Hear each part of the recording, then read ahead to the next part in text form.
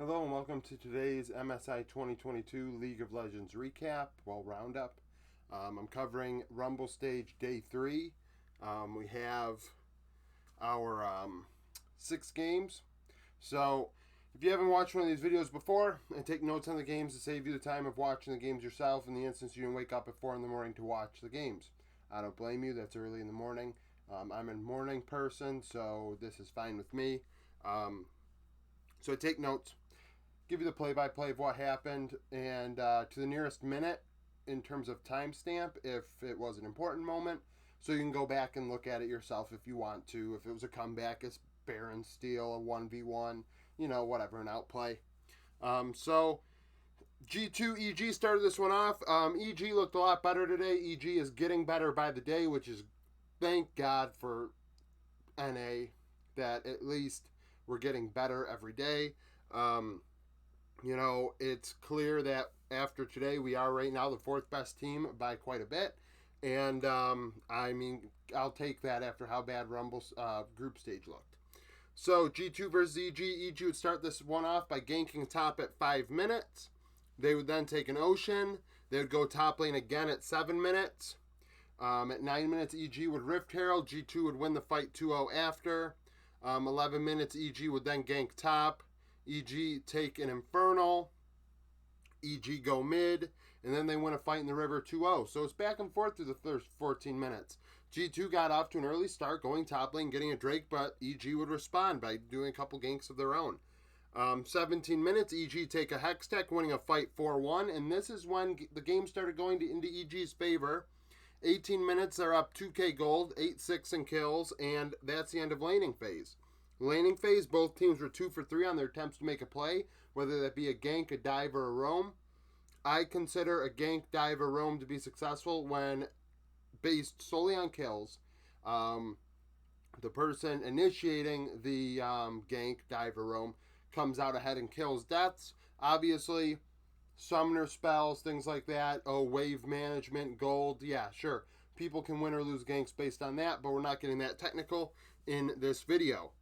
EG then take a Hextech uncontested. So the game slows way down. Between 17 minutes and 30 minutes, we only have 1 kill. It happens at 23 minutes where G2 get a pick. And in between those 2 times, EG would take a Hextech Drake uncontested. So they go to Hextech Soul Point. However, at 30 minutes, G2 get a pick on Vulcan. Vulcan is the lead weight on this team. He is holding the team back. In this game specifically, Vulcan is the reason they lost. I want to make Vulcan MVP because, honest to God, G2 did not win this game. EG lost the game, in my opinion. Vulcan lost the game. Vulcan played awful. Got caught out twice. And so G2 end up getting ahead. They win the fight 3-0, take a Baron. They're up 3.5k gold. 2 minutes later, they win the fight to prevent Hextech Soul Point going to Soul Point themselves in a fight that goes 4-0. Flacked with all 4 kills. G2 then pushed to end 3 minutes later. Final score 16-8. G2 just roll. They end on the power play 1-for-1. Broken Blade ends up being MVP.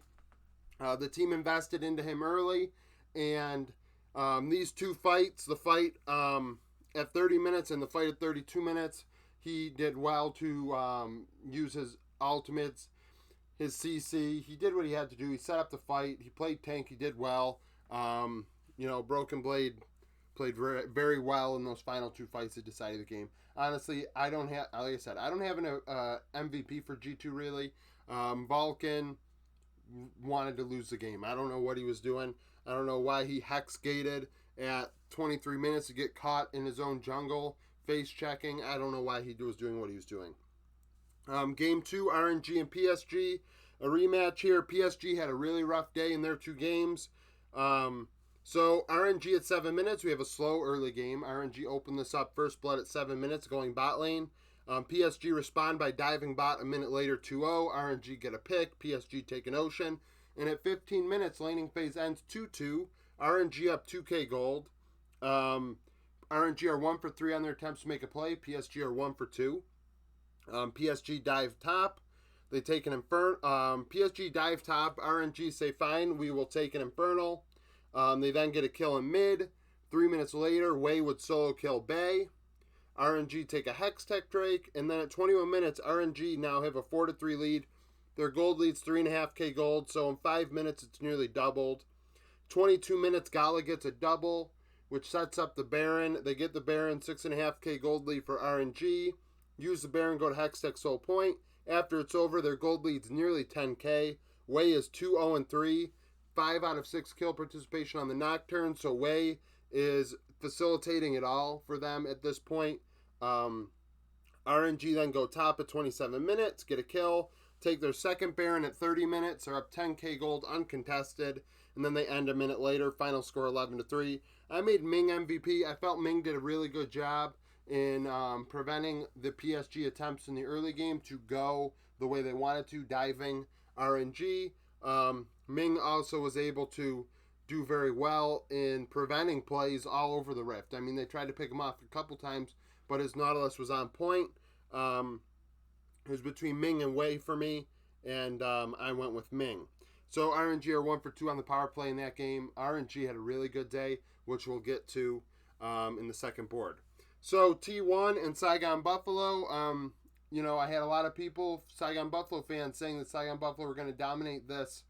The bottom teams, Saigon Buffalo, were going to finish 4th place, and through the first round robin, they are by far the 6th best team. I will say Shogun and Taki continue to perform well, but the other 3 members not so much. 5 minutes, speaking of that bot 2v2, there's an exchange of kills in the 2v2 at 5 minutes. That leads to Prio for the Buffalo. They take an Ocean. 8 minutes, T1 outplay a top gank 2-0. Owner ends up being MVP. He played a very good game in getting to top lane and preventing Saigon Buffalo from affecting Zeus. 9 minutes, T1 win a fight 2-0 in the 2v2. Gumayushi with a double.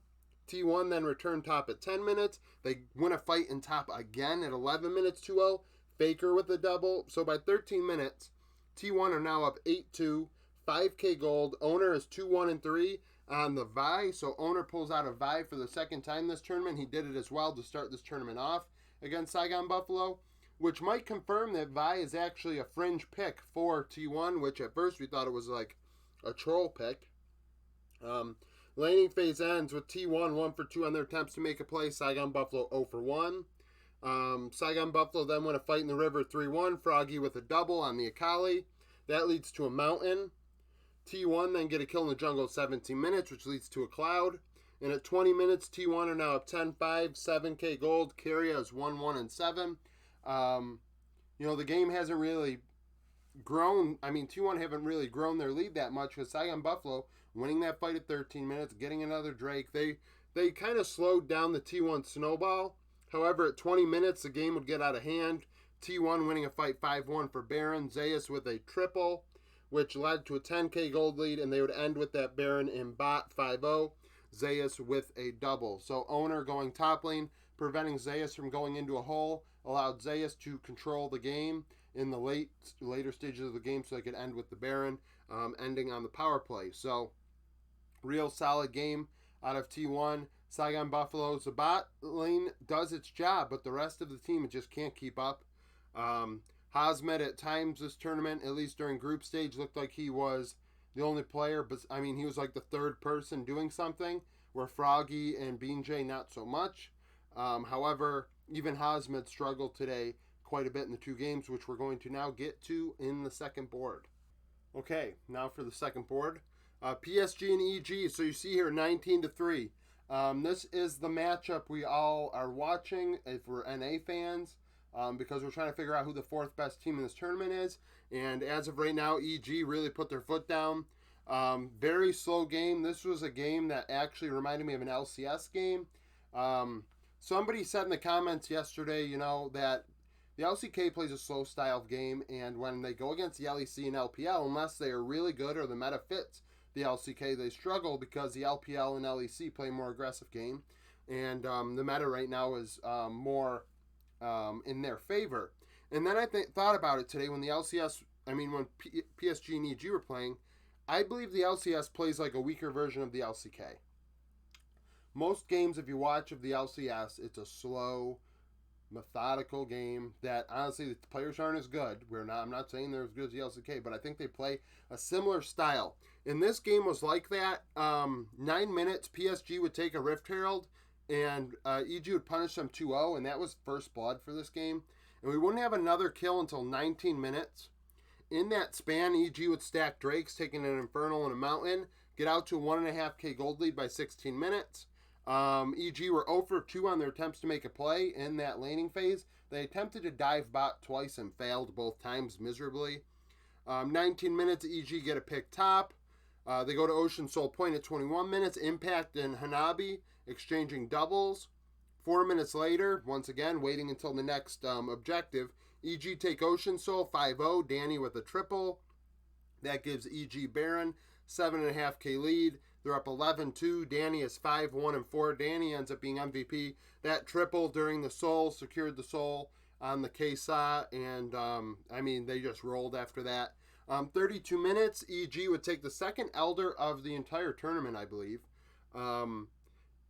Slow playing this. They win 5-1. Jojo Puna inspired with doubles. They would not end off of that, instead taking a couple inhibs. Then pushing for a second Baron. Jojo Pune solo killing Bay to set that one up to allow them to get Prio. 15k lead, and then they would end with that second Baron. They're 1 for 3 on their attempt on the power play. I consider the Elder a power play, so it could have hypothetically been 2-3 if they'd ended a little bit quicker. The Elder debuffed probably 5-10 seconds before the Nexus exploded. EG getting better. I'm really happy that EG is getting better, because at least we know that they could be 4th place and easily be 4th place. And they played against G2 very well today. They played against G2 a couple times during group stage. They're not that far off, and they're getting better, which is huge, which is all we can hope for right now if we're an NA fan. RNG and T1, the marquee matchup going into this whole event.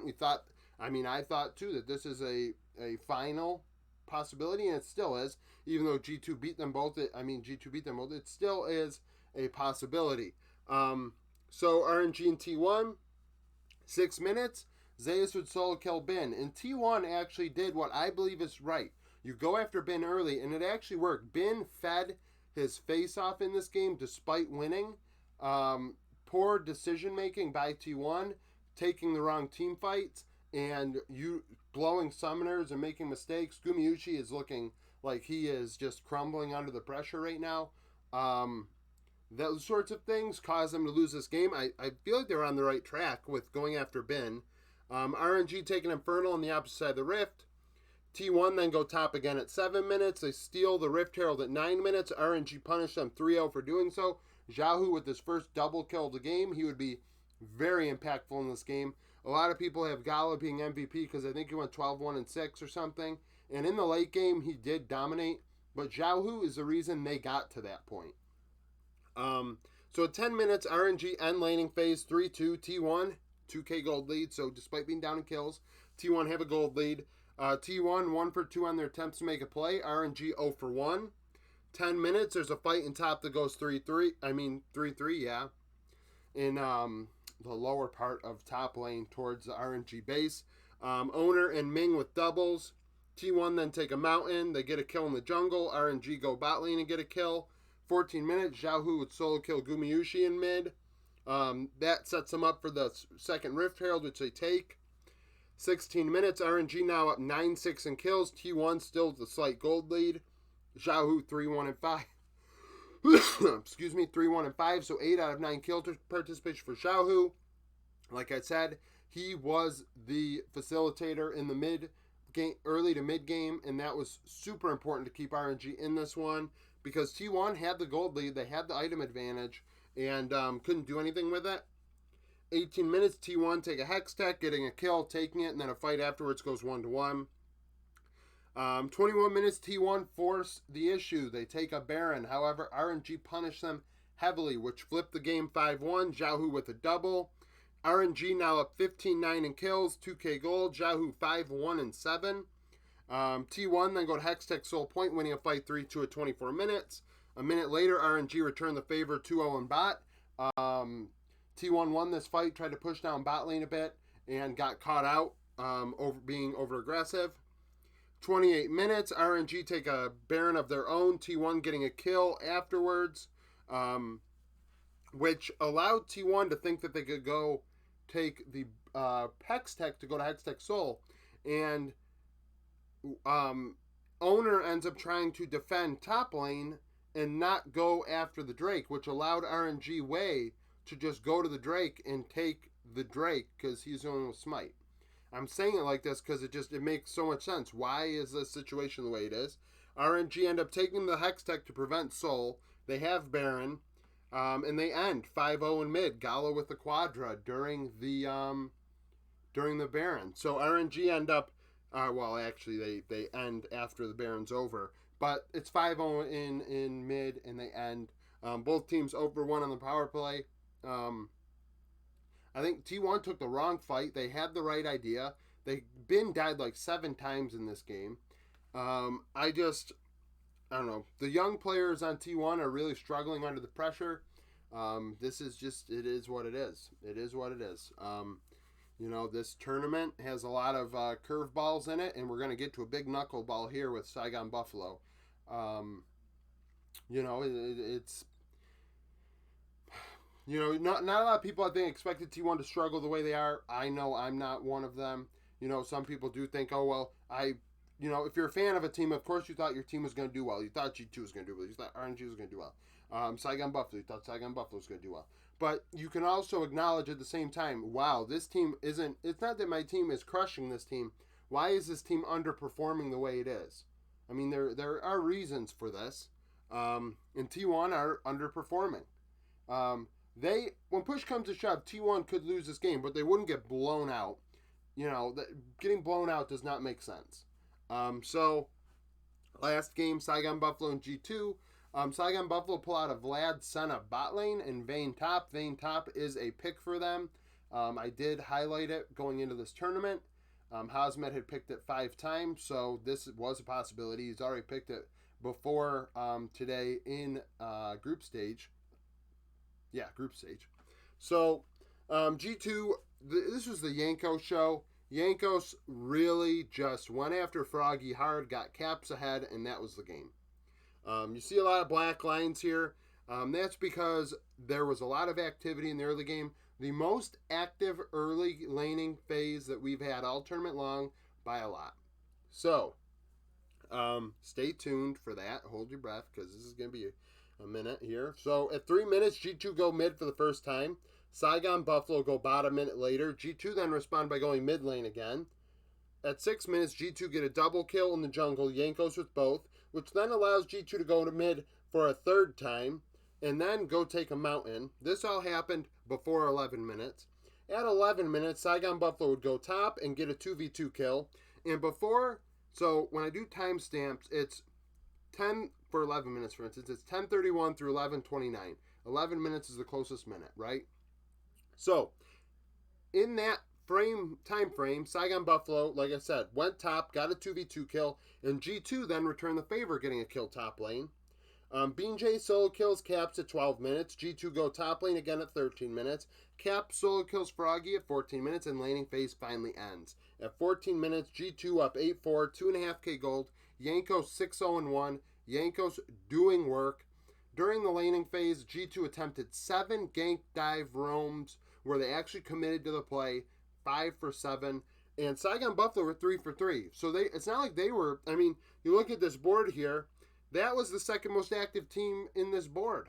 And honestly, on the other board, I don't think many people had 3 successful plays. So this game was a chaotic mess in the early game, and G2 coming out ahead by quite a bit. G2 then take an Infernal. Saigon Buffalo get a kill bot. G2 get a couple kills in the jungle again at 17 minutes. Caps with both. Caps gets online, and he just carries the rest of the way. G2 go bot 2 more times by 20 minutes. Their gold lead's 5k. So between 14 and 20 minutes, G2 have doubled their gold lead. They're up 15-5 in kills. Caps is 5-1-5. 21 minutes. Caps gets a double as G2 go to Hextech Soul Point 2-0. That leads to a Baron 1-0, 7.5k gold lead. They end with the Baron 2-0 and bot. Caps with a double, which facilitates the start to the end, and they end the game. I said it really fast because, honest to God, that's how it felt. G2 just smacking the heck out of Saigon Buffalo.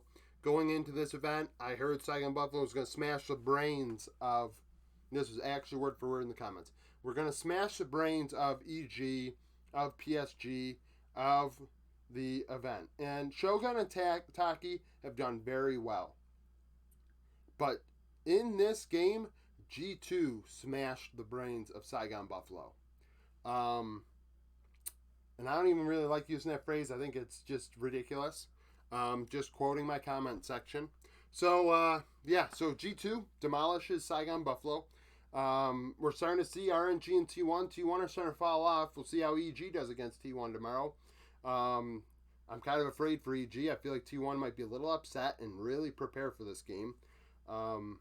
But I do think maybe the thing to do against T1 tomorrow for EG will be going bot lane and affecting Guma. And if you can affect Guma and get Guma off his game, they might have a chance. Comment down below if you have an opinion of your own on the games today. How do you think tomorrow will go? Do you think it's just G2 or nothing? Even just put your fandom to the side. Do you think it's G2 or nothing? Do you think T1 are going to get better? Comment down below. Like the video if you like it. Subscribe to my channel. I'm doing daily videos of MSI coverage. I started my LPL coverage yesterday because I don't know when the LPL spring split's going to start, so I need to start doing my team previews for that. I'm going to do my LCK ones eventually, start them. Maybe I'll have 3 videos a day. There could be a moment where I have 4 to 5 videos a day going up on my channel. I'm going to try and film as much as I can, however much my laptop will let me. So thank you for watching this video, and I hope you come back tomorrow for more content.